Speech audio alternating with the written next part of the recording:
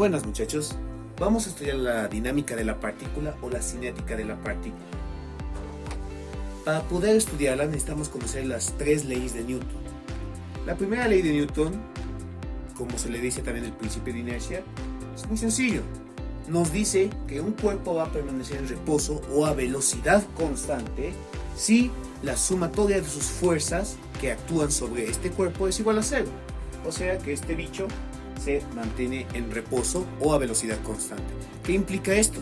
Que la aceleración de este cuerpo sea igual a cero. Ahora, nosotros estamos estudiando la dinámica de la partícula. Entonces, no tenemos que estudiar un cuerpo rígido, ¿verdad? Entonces, tendríamos que, de todos estos vectores fuerza que están actuando sobre nuestro cuerpo, traducirlo a un vector resultante. Listo. Como en aquí podemos apreciar, este es el vector resultante de todos estos vectores fuerza que actúan sobre este cuerpo, sobre una partícula que podríamos considerar está en el centro de masa, ¿ya? Cabe recalcar que estamos estudiando dinámica, pero de una forma vectorial. Entonces, nuestro sistema de referencia siempre va a ser el cartesiano, con origen en el centro, Estos y JK son los vectores unitarios de nuestro sistema de coordenadas, por lo que podemos entender que todos estos son vectores y pueden estar referidos a este sistema de referencia. Ahora, para estudiar la segunda ley de Newton, nosotros tenemos que entender que ahora sí se existe movimiento. ¿Qué quiere decir esto? Las mismas fuerzas que actúan aquí no se van a anular. Nuestro vector resultante no va a ser nulo como en el primer caso. Ahora va a existir una aceleración, un movimiento acelerado, no solamente con velocidad constante. Entonces, ¿en qué sentido va a ser? En el sentido de esta fuerza. Ese va a ser mi vector aceleración. Entonces, en términos generales, nuestro vector de fuerza resultante se describiría de esta forma, teniendo sus componentes en los ejes X, Y y Z, como podemos ver.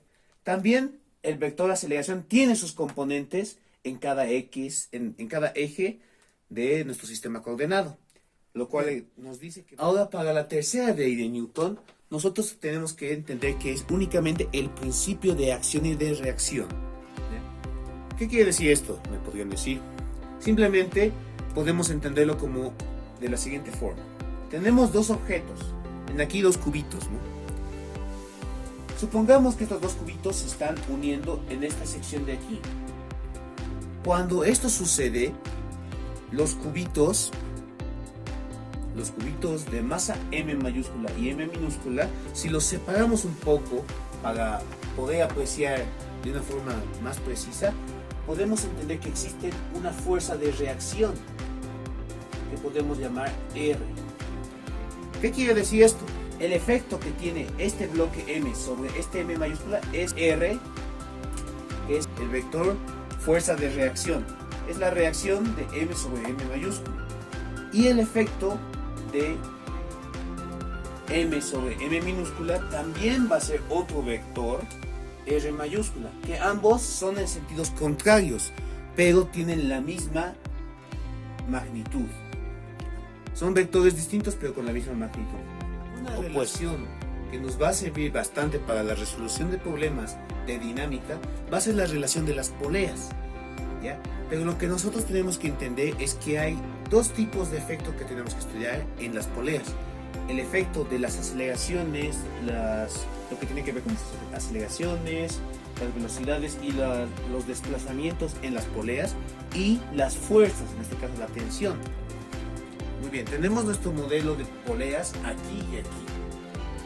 Si nosotros nos fijamos en este gráfico, podemos ver cómo se comportan las aceleraciones en cada punto de las poleas, siendo A sub 0 la aceleración del centro de la polea, A sub 1 la aceleración del cable izquierdo y A sub 2 la aceleración del cable derecho. Muy bien, tenemos que tomar en cuenta los sentidos o la dirección de estos vectores para poder manejarlo de forma escalar, y así sería más sencillo. Para nuestro segundo dibujo tenemos un estudio de las tensiones que actúan sobre la polea. ¿Qué son las tensiones? Son fuerzas que se generan debido a la tensión que existen en los... Lo que podemos apreciar es que estas dos tensiones siempre se van a ir sumadas a la tensión del cable del centro de la polea. O también podríamos entender que si nosotros tenemos aquí una tensión T', lo voy a poner, aquí sería T' medios y en aquí T' medios. La tensión se dividiría en dos partes. Para estudiar las poleas, las relaciones que más nos van a interesar serían las siguientes: de aceleraciones, la de velocidad y la de los desplazamientos. ¿Para qué nos serviría esta clase de relaciones? Para problemas de dinámicas en los cuales se involucren poleas en el análisis cinético de nuestros cuerpos. Por ejemplo, aquí tenemos dos cuerpos, ¿verdad? Uno de masa M mayúscula y uno de masa M minúscula, con una inclinación, etc. Lo más importante es que hay una transmisión de poleas en este punto y en este punto, pero este es el más importante. Para este tipo de problemas nos va a servir estas relaciones.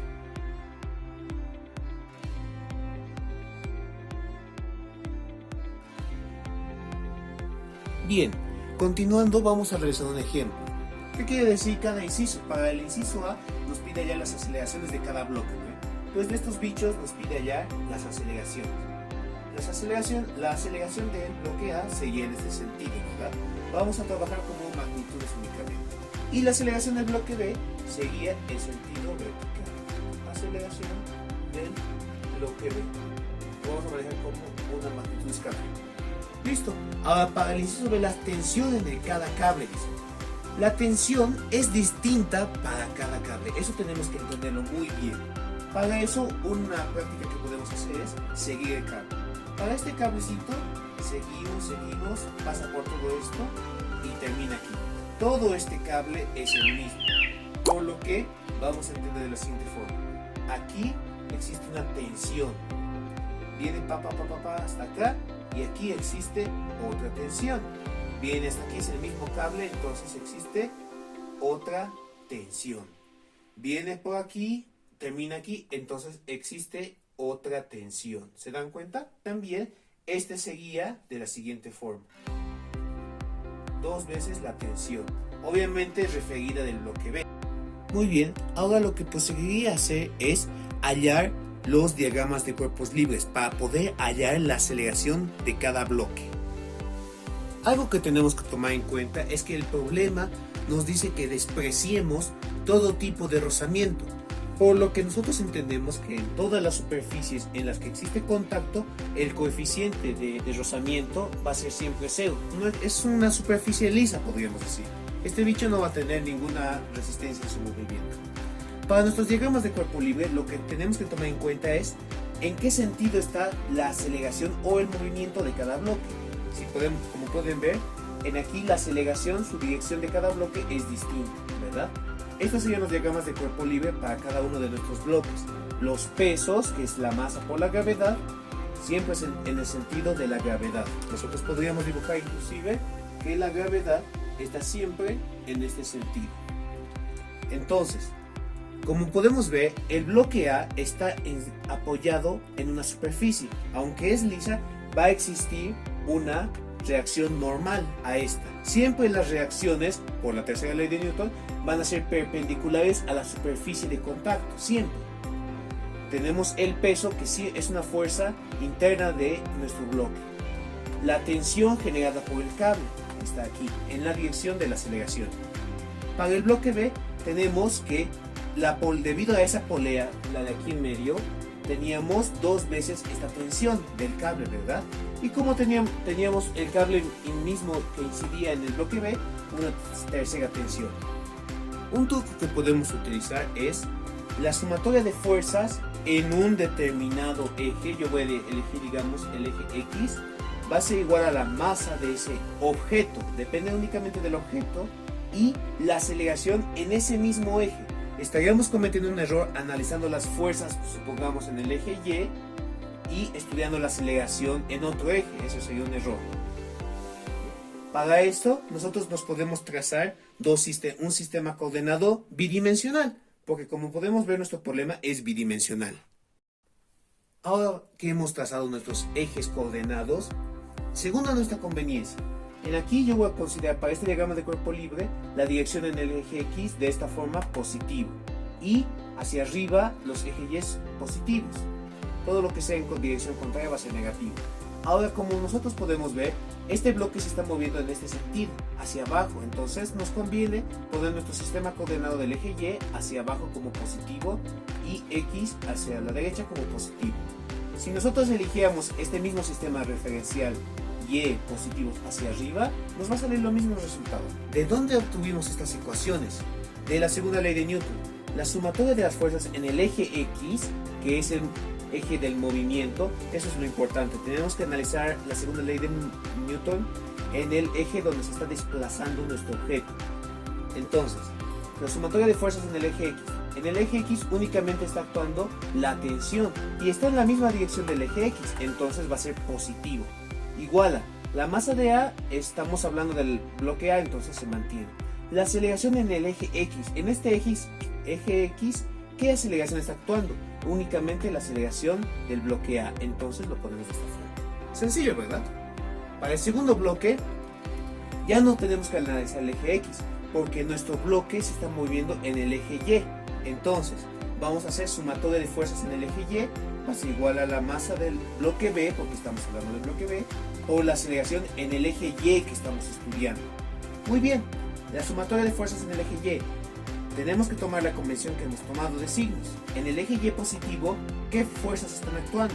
El peso de forma positiva lo ponemos y estas tres tensiones de forma negativa, se dan cuenta, porque está en dirección contraria al eje Y.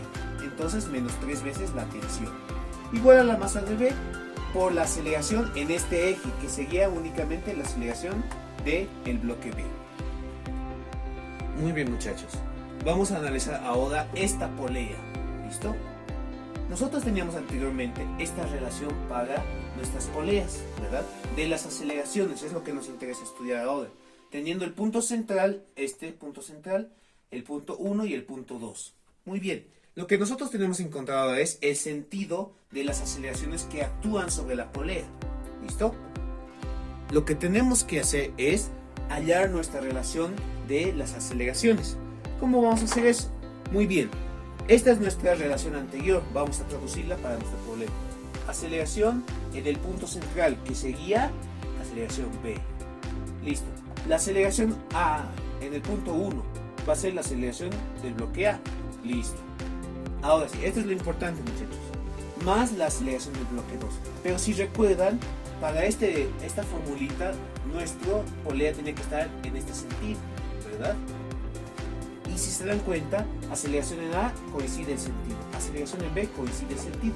La aceleración en B en el punto 2 está en sentido contrario, entonces ya no va a ser más, sino va a ser menos. ¿Listo?